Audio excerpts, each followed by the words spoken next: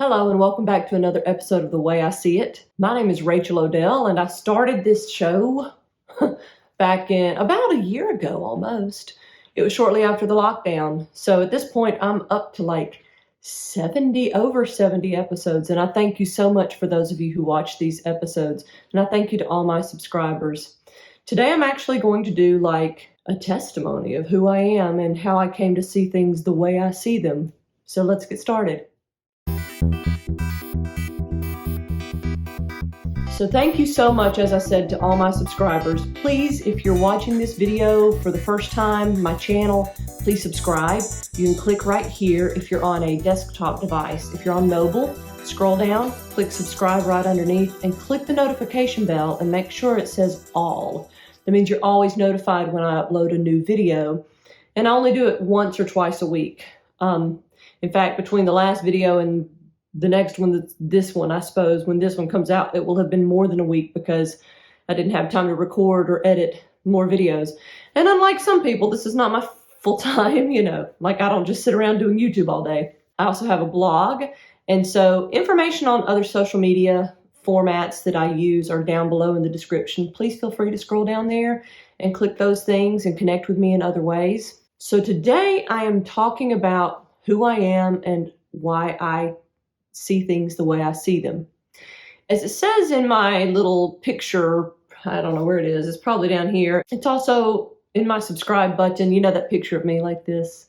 It says the way I see it, a Xennial take on theology and life. But I rarely really talk about my Xennial age. So I want to talk a little bit about that and reformed, what it means to be reformed. Actually, I'm not going to talk a whole lot about what it means to be reformed because I did a video on that, which you can click here. I will also put the link to down below, what is Reformed theology. You're welcome to go and watch that. But basically, I live in Georgia and I grew up here in the South in Georgia.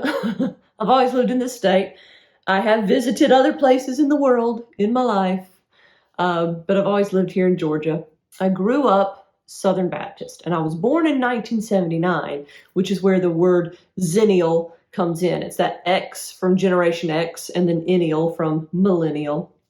I found a few years ago that there's a micro generation of between Generation X. So technically we're on the tail end of Generation X right before millennials, but Xennials, who were like 1977 or 8 until about 1981 or 2, are these group of people who remember life really before the internet, and we kind of came of age with the internet. So I remember as a child, I remember life before we had a microwave. I remember a TV before we had a remote. You had to go and you pull this little knob out at the bottom and it turned the TV on.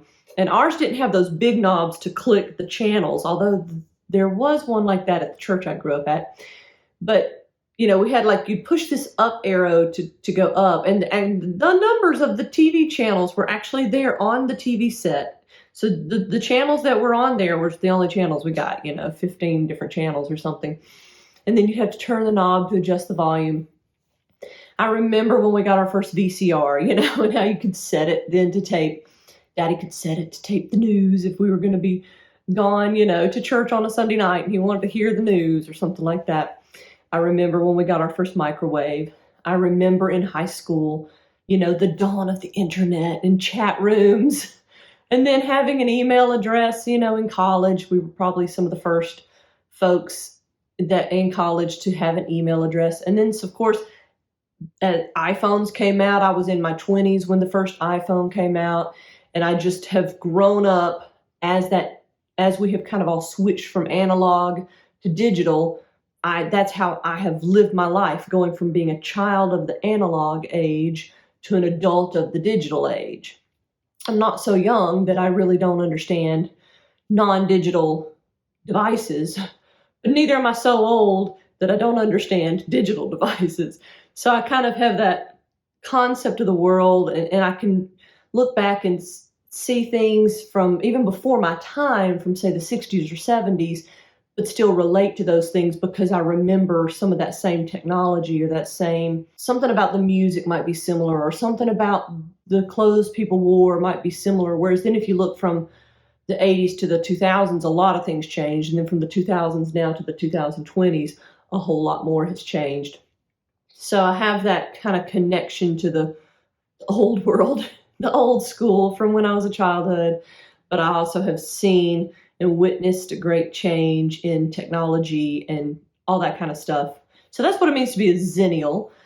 As I've grown older, I've seen those great changes take place. And I have come of age during that, so I've kind of navigated that in my life. So as a Xennial, one can say I can talk about things in the past with kind of a connection to a completely different kind of world, I feel like, than what we have now. So I grew up Southern Baptist. I went to a church, a fantastic church. I still love this church, even though I haven't been a member there in almost 18 years.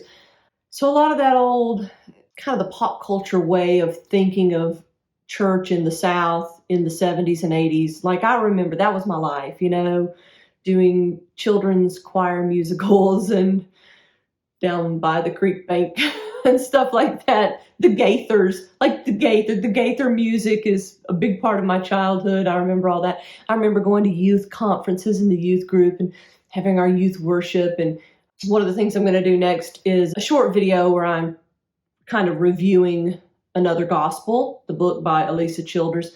And anyway, she talks about kind of her childhood, and even though she grew up in California and she's maybe 5 or 6 years older than me, so much of it is similar. And so she would have been, being a little older than me, she would have been kind of performing at some of these youth conferences that I probably went to as a youth. So it was fun to read that book and kind of really be able to recognize and connect to a lot of the stuff she was talking about from that time period.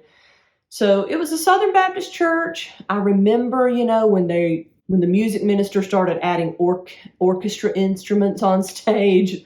We were still in our old sanctuary. I remember when we moved to the new sanctuary. And everybody who goes there now is probably like, the new sanctuary that was built in 1986. Yeah, that new sanctuary. I remember when that was built.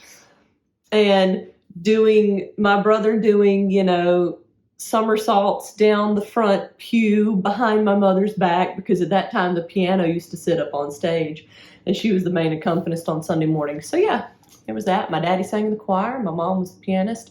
And as I got older, I joined in. I sang in the adult choir as well as the youth choir. By the time I was 10th grade, I started singing in the adult choir. And I stayed in that until I, got engaged and moved off and went to a different church. So I got saved in that church, in the old sanctuary, baptized in a baptismal that is now like this walled up junk room full of clutter and stuff. So I got baptized there. So I made a profession of faith at the age of 6. I distinctly remember choosing to ask Jesus into my heart, knowing that I was a sinner, knowing that Jesus died for my sins, knowing about hell, and I'm not one of these that ever has come to a place where I didn't believe any of that. I've always believed it since I made that profession. I even believed it before, but it was at that point at age 6 that I kind of put it all together to actually place my trust in Jesus.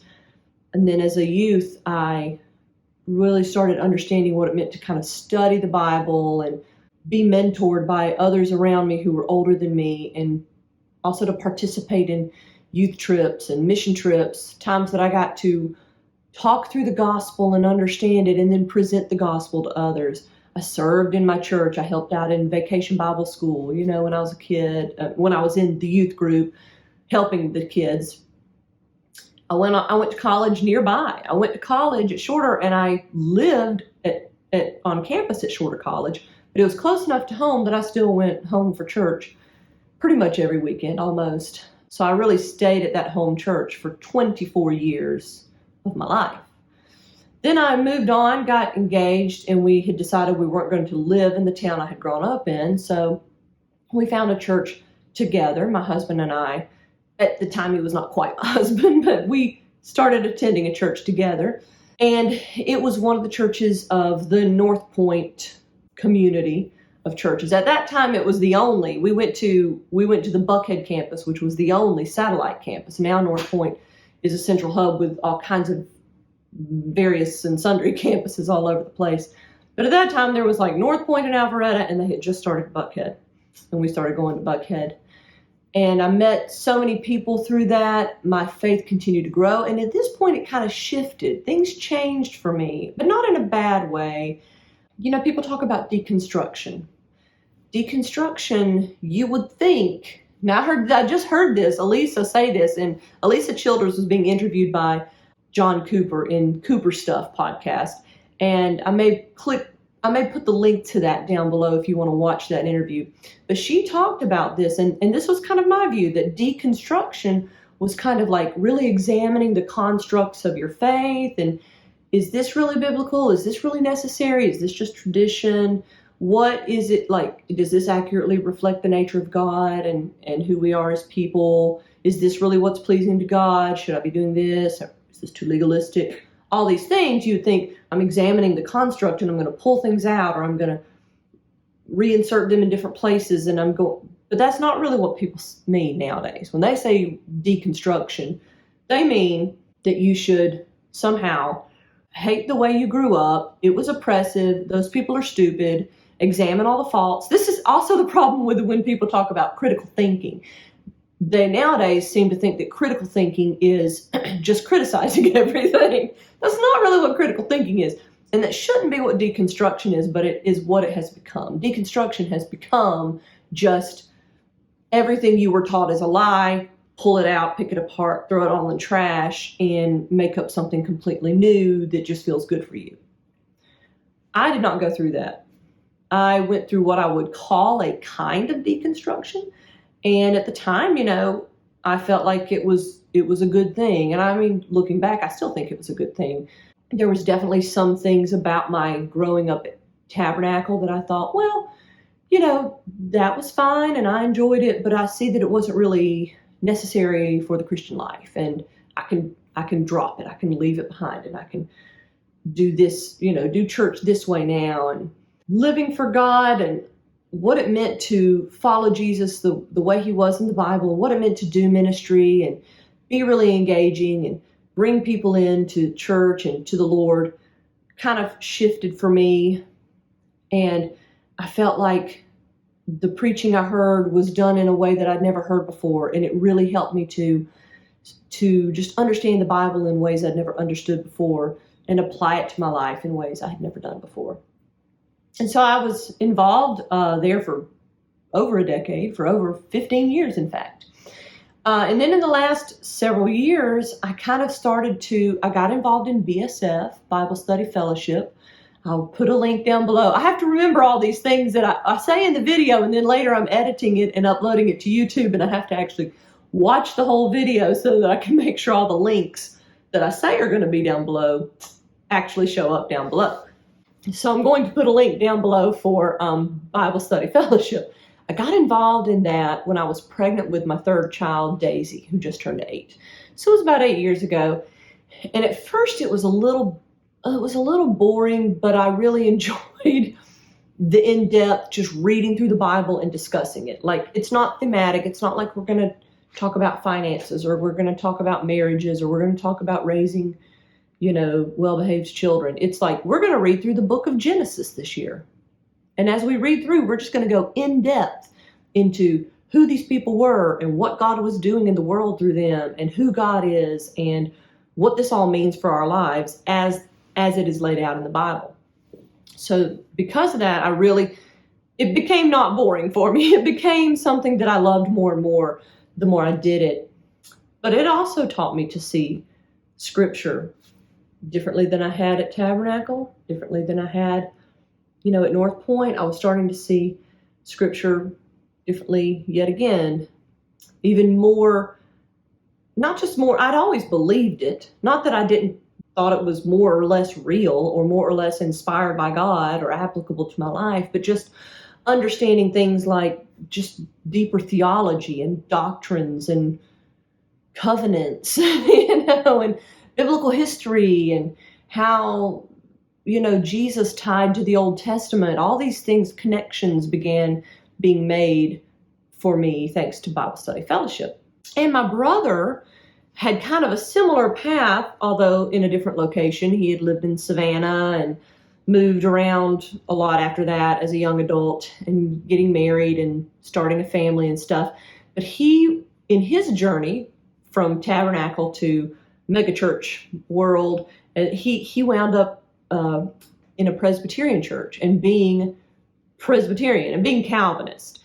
And so he turned me on to some things, and so I would read some books and listen to some podcasts, and started to have more distinctive beliefs about theology, Reformed theology, and church, and what it is, how it should function, and things like the importance of church discipline, just the sacraments, taking the Lord's Supper, what it means, how we should be doing it more often. I began to kind of really hone, because of what I was learning in BSF and learning from books and podcasts about Reformed theology, honed my belief and found that I needed to find another church that I felt like was doing things the way that I felt the Bible says we should do them, I suppose.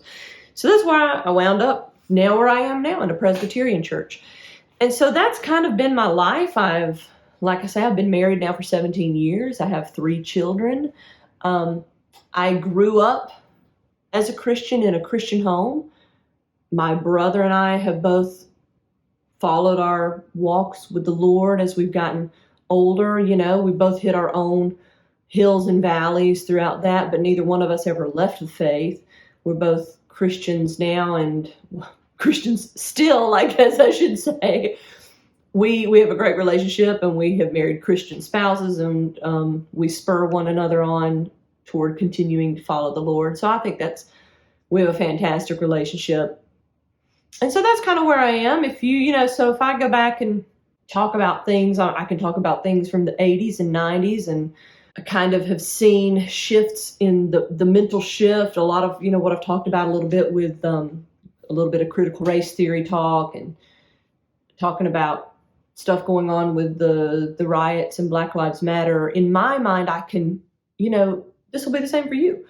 You connect everything to something from before, and you connect that to something from before. We can all see how things where they are today has come from what was going on 10 years ago, which came from what was going on 10 years before that. The problem is with a lot of us, and this has been my case until recently, is we forget that things started before we were born. Things that are going on right now can actually be linked all the way back to the mid-60s, 10 or 15 years before I was born. And that can be linked back to, 20 or 30 years before that. And you can go back and you can go back. You can go back to Adam and Eve in the Garden of Eden and the fall of man. So ultimately, I think it's important when we're looking at these events in our world today to try to understand, how did we get here? So for me personally, I feel like my strength is just in what I know, which is how I can see how we got here from earlier in my life, what I understand about how the world used to work and how it kind of morphed to how it works now. So that's my story. And I just thank you for tuning in, and I hope you can find some of your own story in it. Please leave me a comment down below. I will respond to any comments. You can ask me questions. You can make suggestions on future things you want me to talk about in these episodes. You can also alert me to other resources. If you want to quote something in the comments below about other resources, that would be much appreciated. Thank you so much for watching.